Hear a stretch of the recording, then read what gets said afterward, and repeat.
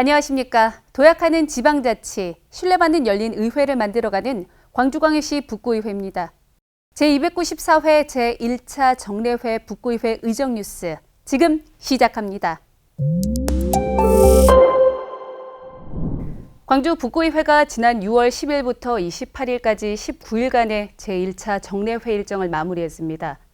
이번 정례회에서는 2023 회계연도 세입세출 및 기금결산 승인안과 예비비 지출 승인안을 심의 의결하고 기획조정실 안전생활국 등 북구청 전 부서와 산하기관을 대상으로 2024년도 행정사무감사를 실시했습니다.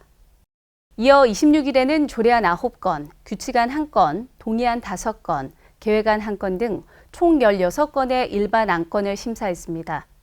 의회 운영위원회에서는 광주광역시 북구의회 포상조례 일부 개정조례안 등 2건, 행정자치위원회에서는 광주광역시 북구 각종 위원회 구성 및 운영조례 전부 개정조례안 등 5건, 경제복지위원회에서는 광주광역시 북구 어르신의 존엄한 삶 정리 교육 지원 조례안 등 5건, 안전도시위원회에서는 5개 광고물 안전점검 업무에 관한 민간위탁 재계약 동의안 등 4건을 심사했으며 그중 11건은 원안 가결, 4건은 수정 가결했습니다.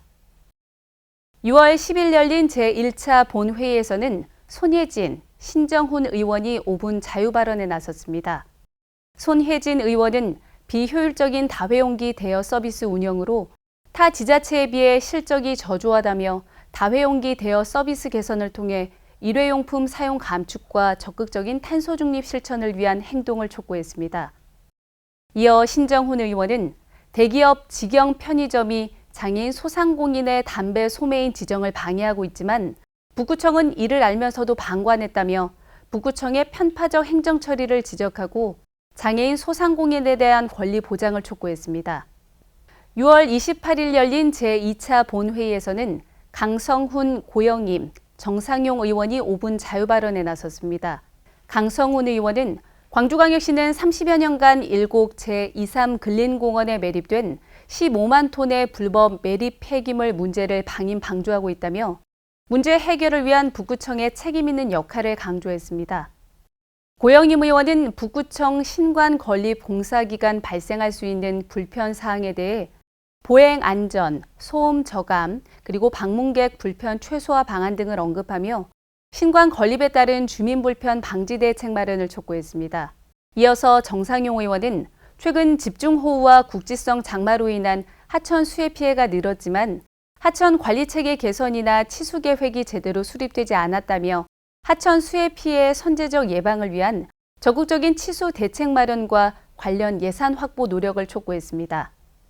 6월 28일을 끝으로 모든 의사 일정을 마무리하며 김영수 의장은 정례회 기간 열과 성을 다해준 동료 의원들에게 감사의 말씀을 드린다며 남은 2년 북구의회 20명의 의원들은 한마음 한뜻으로 북구 발전과 구민 복리 증진을 위해 더욱 열심히 노력하겠다고 말했습니다.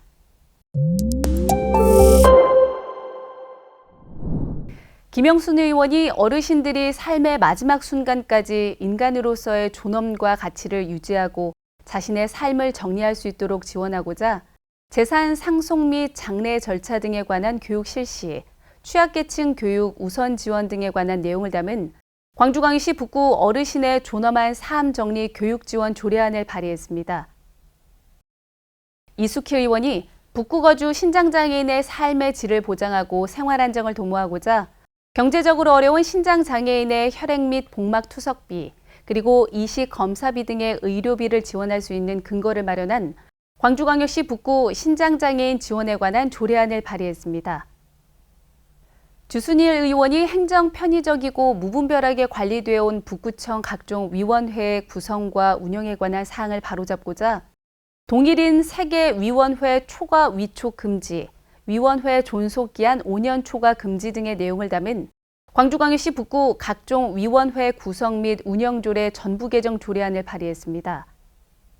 임종국 의원이 병역 의무를 명예롭게 이행한 주민들의 위상을 높이고 존중하는 문화를 조성하고자 주차장 요금 감면 혜택 대상을 전국 병역 명문가로 확대하고 지원 대상에 예우 대상자의 가족까지 포함하는 내용을 규정한 광주광역시 북구 병역 명문가 예우 및 지원에 관한 조례 일부 개정 조례안을 발의했습니다. 공공기관이 선두에 서서 일회용품 사용을 최소화하고 다회용기 사용을 적극 장려해야 합니다. 환경단체나 사회적 기업 및 자활기업 등의 식기 관리 및 세척 업무를 위탁하고 다회용기 대여 서비스 대상을 공공기관에서 북구 구민으로 확대한다면 훨씬 의미 있는 자원 절약 및 생활 폐기물 배출 감소 효과를 거둘 수 있을 것입니다. 북구청의 대기업에 편향된 행정 처리로 법적으로 보장된 장애인 소상공인의 담배 소매업 우선 지정받을 권리를 침해받는 일이 발생하였습니다. 그러나 우리 구 행정에는 장애인에 대한 배려도 권리의 보장도 없었습니다. 장애에 대해서 배려하는 사회에서 더 나아가 권리를 보장해야 합니다.